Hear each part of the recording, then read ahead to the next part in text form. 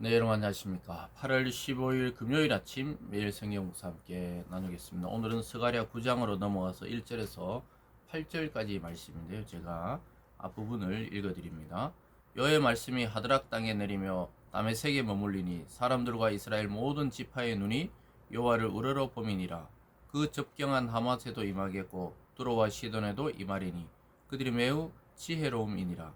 두로는 자기를 위하여 요새를 건축하며 은을 티끌같이 금을 거리에 진흙같이 쌓았도다. 아멘.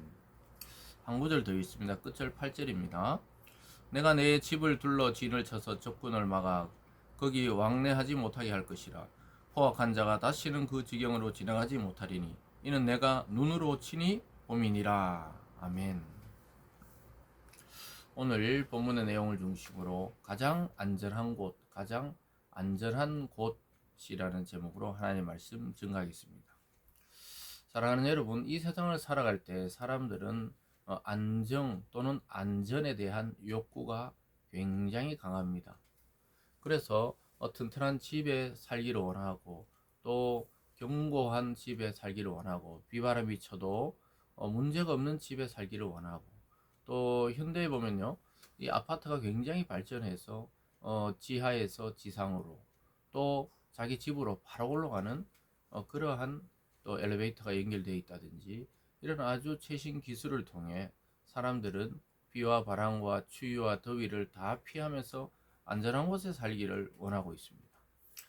그러나 정작 그렇게 안전하지 못하다는 사실을 알게 됩니다. 갑자기 엘리베이터가 고장 난다든지 불이 난다든지 또는 태풍을 인해 침수된다든지 이런 일들이 어마어마한 가격을 주고 산 고급 아파트에도 일어나는 거예요. 그리고 우리가 앞으로는 지금 100년 만에 폭우다, 또 몇 년 만에 뭐 폭염이다, 이런 일이 더 빈번하게 자주 발생할 겁니다. 특별히 옛날에 그 강수량을 기준으로 만들었던 배수구나 이런 시설들이 앞으로 용량이 따라가지 못해서 빨리 교체해야 되는 것이죠. 그렇지 않으면 도시의 물바다가 되는 것이죠. 왜냐하면 배수 시설이 예를 들어서 1년에 300mm가 온다 이렇게 예상했는데 요즘에는 하루 이틀 만에 300mm가 내리기도 하는 것이죠. 그런 것처럼 극한의 호우, 극한의 폭염들이 앞으로 더 자주 더 빈번하게 일어난단 말이죠.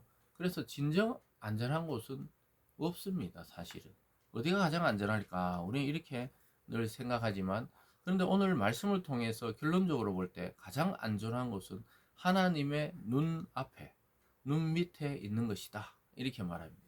하나님이 우리를 불꽃 같은 눈동자로 지켜보시는 그 자리에 있는 자가 안전하다고 말하고 있습니다. 주님은 피할 바위시요 반석이시다 이렇게 말했습니다. 어떤 비반에 와도 뚫지 못하고 깨뜨리지 못하는 반석이요 바위이신 주님 안에로 피해야 되는 것이죠. 예수님께서도 내가 너희 안에 너희가 내 안에 거하면 이렇게 말하고 있습니다.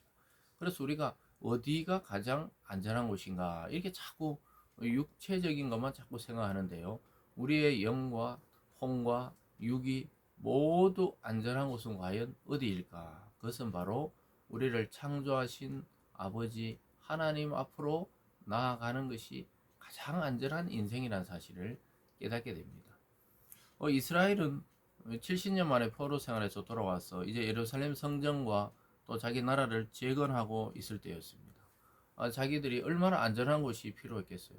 돌아보니까 황폐한 땅이 되어 있습니다. 집은 무너지고 성전은 회파되고, 그래서 그것을 다시 재건하기 위해서 노력하는 중에 스가랴는 환상을 통해 하나님이 너희들이 먼저 내게로 돌아오라는 거예요.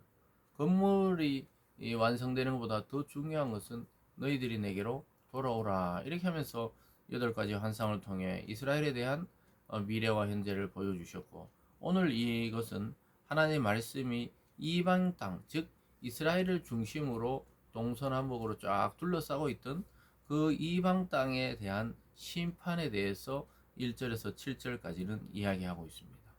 그래서 그들이 안전하다 생각하고 강력하다고 생각했던 나라들이 하나님의 심판에 의해서 앞으로 무너질 것이라고 이야기합니다. 그 반면에 결론적으로 아까 읽어드린 8절에서는 이스라엘은 하나님이 보호하시겠다고 약속하고 있죠. 내가 내 눈으로 친히 본다. 내 눈앞에 있는 자가 가장 안전하다는 것이죠. 그래서 적군을 막아주고 왕래하지 못하게 하고 포악한 자는 다시 그 땅으로 지나가지 못하게 하겠다. 그래서 그동안 바벨론, 또 나중에 보면은 이 스가랴 이후죠. 예수님 당시에 로마 막 이 계속 밟고 지나가지만 하나님이 자기 백성을 자기 눈앞에 둠으로써 보호해 주겠다고 오늘 약속하고 있습니다. 그러나 주위의 나라들에 대해서는 심판을 이야기하시죠. 4절을 보면요. 주께서 그를 정복하시며 그의 권세를 바다에 쳐 넣으시리니 그가 불에 삼켜질 것이라. 그래 뭐 두로나 시돈이나 그런 무역을 잘하던 도시고 그 당시에 지중해 패권을 차지한 도시들이 하나님의 심판에 의해서 바다에 쳐넣는다 그랬죠. 권세를. 그리고 불에 삼켜진다. 이게 바다와 불은 심판의 의미이죠. 그래서 완전히 삼켜버리고 없어진다는 거죠. 불태워버리고 없어질 것이라 이렇게 말하고요. 5절에도 아스글론이 보고 무서워하며 가하사도 심히 아파할 것이며 에글론은 그 소망이 수치가 되므로 역시 그리하리라. 아스글론, 가하사 뭐 이런 건 전부 블레셋이죠. 블레셋의 아주 유명한 도시였습니다.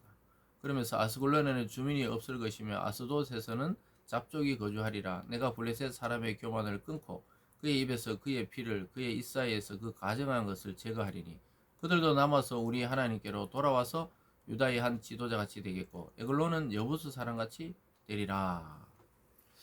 이 핍박과 또 이 환란을 이겨낸 이스라엘은 하나님의 눈앞에 보호를 받고 그렇게 핍박하고 또 이스라엘 백성, 하나님의 백성을 못 살리고 굴던 주변국들은 다 멸망하는데 아주 놀라운 것은 하나님이 그 멸망 중에도 남은 자들을 아끼시고 하나님의 백성으로 부른다는 것이죠. 거기 아까 드린 7절이죠. 그 입에 그 피를 그 이사의 가정것을 제거하리니 그들도 남아서 우리 하나님께로 돌아와서 유다의 한 지도자같이 된다. 그러니까 블레셋이 멸망하는 중에서도 하나님이 그들의 남은 자들 중에 하나님의 소식을 듣고 회심하고 돌아온 자들을 하나님이 남겨두셨다고 이야기하고 있습니다. 그래서 그들은 막 엄청나게 번영하고 있지만 그들이 우상을 섬겼고 여러 가지가 있었지만 그래도 다시 심판의 와중에 회개한 자들은 하나님은 그들을 다시 이스라엘 백성의 일원이 될 것이라고 이야기하고 있습니다. 사랑하는 여러분, 참 이건 놀라운 일입니다. 하나님의 용서와 용납은 우리의 상식과 우리의 이성을 뛰어넘는다는 사실을 알게 됩니다. 그렇게 가증스럽고 포악했던 블레셋에서도 하나님이 구할 자를 구하신다는 것이죠.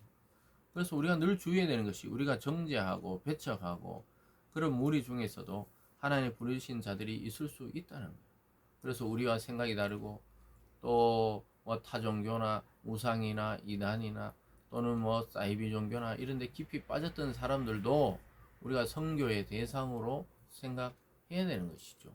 그들도 하나님을 제대로 깨닫고 돌아오면 우리 언제든지 환영할 준비를 해야 되는 것입니다.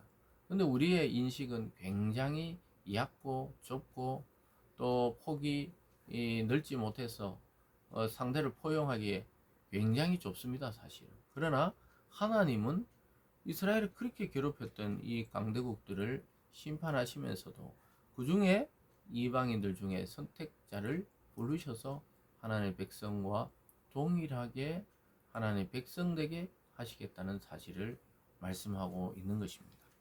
그러나 이스라엘은 아까 읽어드린 대로 이렇게 말하고 있죠. 결론적입니다. 8절에 내가 집을 둘러 지인을 쳐서 그래서 이스라엘의 견고한 지인이 되어주시고 적군을 막아 거기 왕래하지 못할 것이며 포함한 자가 다시는 그 지경으로 지나가지 못하리니 이는 내가 눈으로 친히 봄이니라. 하나님의 눈 앞에 하나님의 눈 밑에 있는 자가 가장 안전한 자라는 것이죠. 여러분, 세상에는 우리를 지켜줄 만한 것이 없습니다. 국가도 또 친구도 또 때로는 부모와 자식도 우리의 삶과 죽음 그 직전에는 아무도 지켜줄 자가 없습니다. 실제 우리를 지키시는 분은 하나님이십니다. 사랑하는 여러분, 이 간단한 복음을 믿지를 않는다는 거예요. 참 안타깝죠. 하나님 믿고 예수님 믿고 자기 삶을 살아가라는 것이죠. 뭐 큰 강요나 부담이나 또는 어떤 종교적인 열심을 내라고 하는 것이 아니라 믿으라는 거예요.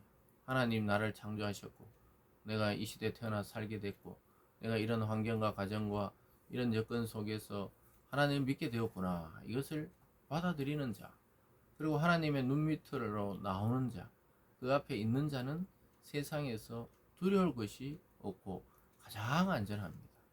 우리 찬송가에 나오듯이 주 날개 밑 내가 평안이시네.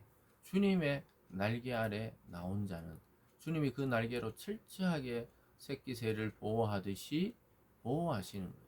비바람 속에 환란 속에 우리 인생을 아주 새가 자기 새끼를 품고 날아가듯이 그렇게 우리 인생을 안전하게 보호하시는 분이라는 사실을 오늘 좀 깊이 기억하시면서 세상의 권력, 힘, 돈, 인간관계 이런 것으로 내 안전을 자꾸 확인하지 마시고 하나님 안에서 영원한 안전과 평화와 또 그리고 사랑을 느끼며 살아가는 우리들이 되기를 원합니다. 기도하겠습니다. 사랑하는 하나님 아버지 감사합니다. 이 세상에 안전한 곳이 없습니다. 그러나 눈을 뜨고 영적인 눈을 뜨러 하늘을 보니 하나님의 눈 밑에 사는 자가 가장 안전하다고 말씀하고 있습니다. 마치 갓난 아기를 쳐다보고 있는 부모의 그러한 눈빛처럼 하나님께 돌아오는 자를 하나님 그렇게 쳐다보시며 넘어질 때 일으키시며 비 올 때 우산을 씌우시며 추울 때 우리를 감싸시는 하나님을 느낄 수 있도록 우리 성도님들이 오늘 이 말씀을 깊이 가슴에 새기고 영원토록 변치 않는 하나님 안에서 평화와 안정과 또 사랑을 느끼며 살아가는 우리 모든 성도들 되게 하여 주시옵소서. 감사드리며 예수님 이름으로 기도드리옵나이다. 아멘.